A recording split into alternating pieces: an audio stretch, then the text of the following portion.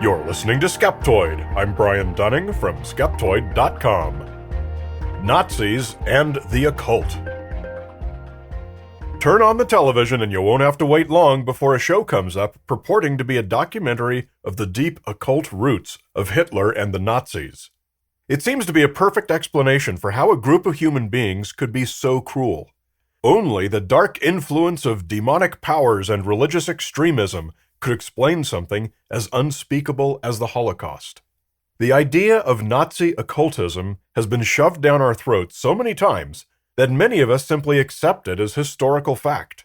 But today we're going to take a step back from that assumption and see what the facts of the matter are. From the History Channel's website, Adolf Hitler was deeply into the occult and even established a Nazi organization called the Ahnenerbe, with a secret mission to track down and confiscate holy relics. And this from 1981's Raiders of the Lost Ark, where the actor who played Porkins in Star Wars tells Indiana Jones, Over the last 2 years, the Nazis have had teams of archaeologists running around the world looking for all kinds of religious artifacts. Hitler's a nut on the subject. He's crazy. He's obsessed with the occult. Search YouTube for Nazi occult, and you'll find countless videos, from slick, professional-looking documentaries all the way to amateur productions, with titles such as SS Death's Head Rings and the Nazi Occult Obsession, Occult History of the Third Reich, Hitler's Monsters, A Supernatural History of the Third Reich, and Nazi Quest for the Holy Grail. Do the same search in the book section of Amazon.com and you'll find titles such as Unholy Alliance, A History of Nazi Involvement with the Occult, Nazi Secrets, An Occult Breach in the Fabric of History, The Nazi Occult War, Hitler's Compact with the Forces of Evil, The Nazis and the Supernatural, The Occult Secrets of Hitler's Evil Empire, and Gods and Beasts, The Nazis and the Occult. All of television's pseudo-science and pseudo-history channels have been in on this game for a long time. National Geographic made Hitler's Supernatural Rise to Power. Smithsonian Channel has Where is the Nazi Temple of Doom? History Channel has been beating this drum for years with shows like Hitler and the Occult and quite a few episodes of Ancient Aliens. Without a doubt, people are obsessed with the idea that the Nazis were occultists, drawing on all kinds of dark powers, and the media is quick to react by providing endless volumes of content to satisfy that obsession. And so, being of a skeptical mindset, our job is to determine whether any of that is true. Was Nazism truly driven by secret occult stimuli? Or is this all just more of the familiar old trick of authors and TV producers trying to shock and sensationalize? To find out, we're going to turn, as our primary source, to the 1985 book, The Occult Roots of Nazism, Secret Aryan Cults and Their Influence on Nazi Ideology, by the late professor of Western Esotericism at the University of Exeter, Nicholas Goodrick Clark. He was a founding member of the European Society for the Study of Western Esotericism, and if you got all the world's academics on the subject into a room and had them vote on who was the most influential author and most knowledgeable expert on the Nazis and their origins, Goodrick Clark would almost certainly win. Concerning the title of his book, The Occult Roots of Nazism, I caution you to take heed of the following line from a review published in the English Historical Review. One should not be deceived by the title into thinking that it belongs to the modern mythology of Nazi occultism, a world of salacious fantasy convincingly dismembered by the author in an appendix. Intriguing. So let's have a look at that appendix. It's the last of 5 appendices that follow a long and dense, but exhaustively thorough read, following every thread and leaving no stone unturned. The appendix opens with the following salvo. There is a persistent idea, widely canvassed in a sensational genre of literature, that the Nazis were principally inspired and directed by occult agencies from 1920 to 1945. This mythology does not owe its origin to Ariosophy, but to a post-war fascination with Nazism. He notes all the elements of the Nazi story that make it a magnet for macabre fiction, the horrors of the concentration camps and the Holocaust, the suicides of Nazi leaders at the close of the war, today's characterization of Nazism as monstrous and forbidden, and how mystical occult powers offer an explanation for a regime so horrific that it seems there's no way it could have come about through mere earthly means. An occult underpinning for Nazism satisfies our need to comprehend something so repugnant. Goodrick Clark brings his book to a close with what might be called a rant. Books written about Nazi occultism between 1960 and 1975 were typically sensational and under-researched. A complete ignorance of the primary sources was common to most authors, and inaccuracies and wild claims were repeated by each newcomer to the genre until an abundant literature existed, based on wholly spurious, quote, facts concerning the powerful Thule Society, the Nazi links with the East, and Hitler's occult initiation. But the modern mythology of Nazi occultism, however scurrilous and absurd, exercised a fascination beyond mere entertainment. The majority of Nazi occult mythology consists of apocryphal stories about Hitler himself, particularly as a boy, and about a number of prominent figures in pre-war occultism. These stories are often about who met with who was a member of which secret society, who passed along mystical secrets to who.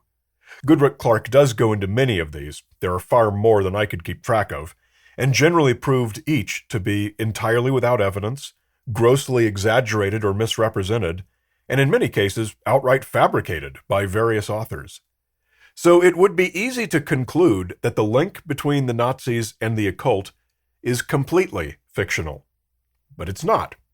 It's just all of those things, grossly exaggerated and misrepresented. At its core, Nazism was a far-right ideology, and every culture on every continent has its own far-right element. Always has, always will. These are characterized by ideas such as ultranationalism, authoritarianism, xenophobia, and nativism. Although we typically associate these ideas with the Nazis, they are what defines all far-right groups, and so we should expect to see similar underlying belief systems. One of these is belief in a God-given right to rule.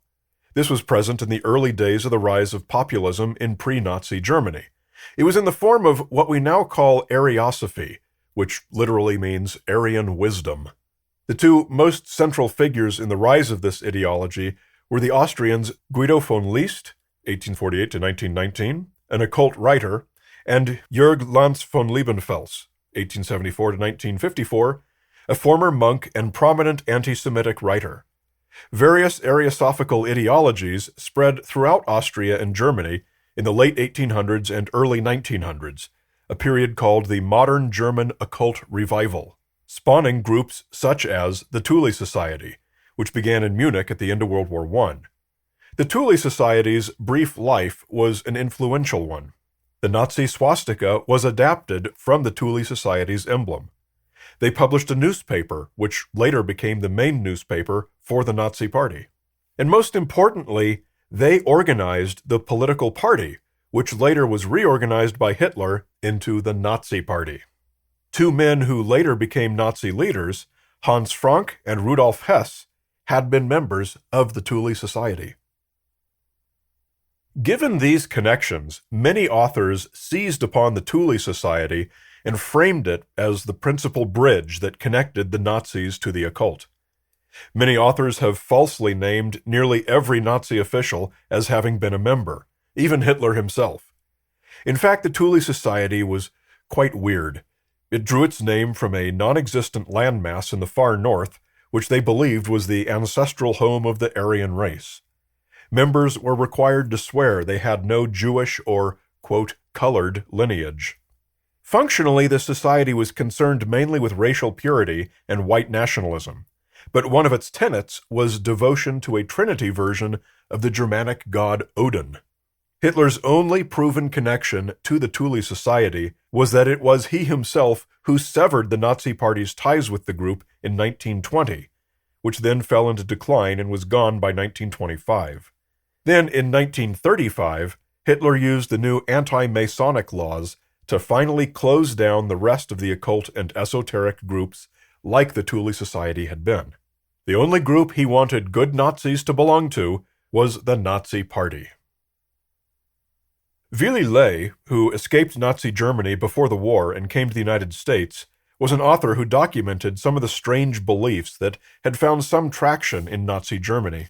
He wrote of the many secret societies, of the mysterious spiritual energy source called Vril, the hollow earth theory, and a variety of other alternate sciences. Such beliefs are common in far-right communities. Witness the wide range of false beliefs held by many in the American alt-right today. But combined with the success and brutality of the Third Reich, they took on more significance to writers than they might otherwise have been due. One very influential book was Morning of the Magicians, by French journalists Louis Poels and Jacques Bergier. It's a wide-ranging trip through all manner of pseudo-history and metaphysical nonsense, and devotes one section to promoting and exaggerating the idea of Nazi occultism, using Willy Ley as a springboard. Poels and Bergier introduced many of the false stories about Hitler as a boy and machinations among the Thule Society and the Nazi Party, a tradition that many writers who followed continued building upon. The mythology-promoting authors have also made much of a 1938 Nazi expedition to Tibet, making various claims around the idea that it was to establish ties between Nazi occultism and Eastern mysticism. This entire branch of the mythology is complete nonsense. There was indeed such an expedition. It was the third scientific expedition made by the perfectly legitimate German naturalist Ernst Schaefer. His first two trips had come to the attention of Heinrich Himmler, probably the weirdest Nazi official, best known as the primary architect of the Holocaust and for his obsessions with racial purity and mysticism.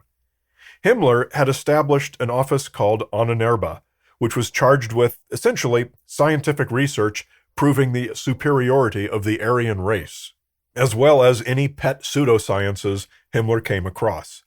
One of these was an absurd alternate cosmology called glacial cosmogony, and Himmler decided that it should be the focus of Schaefer's next expedition.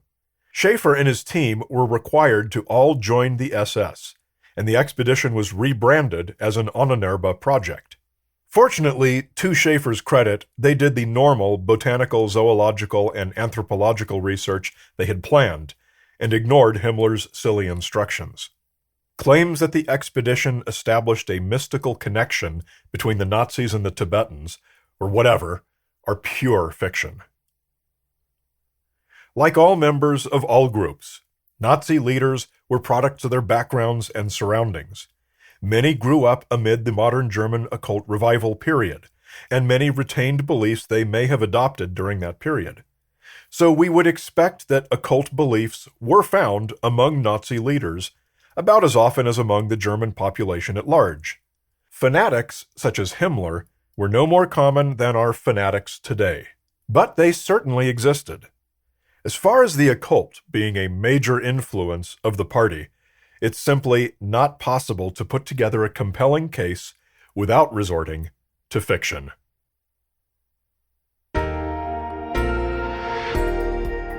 A great big Skeptoid shout-out to premium supporters Zabby, Dr. Verl Humphreys, Ph.D., Pete Bacco, and Amanda Lee. It's easy to become a Skeptoid supporter and listen ad-free, and to get the cool USB drive preloaded with all the content we've ever produced. Just come to Skeptoid.com and click Go Premium. And check out our 40-minute movie, Principles of Curiosity, that teaches the basics of scientific skepticism and critical thinking in a far-ranging journey that takes you from the depths of Death Valley to the highest points in space. It's free on YouTube and at principlesofcuriosity.com. You're listening to Skeptoid, a listener-supported program. I'm Brian Dunning from Skeptoid.com.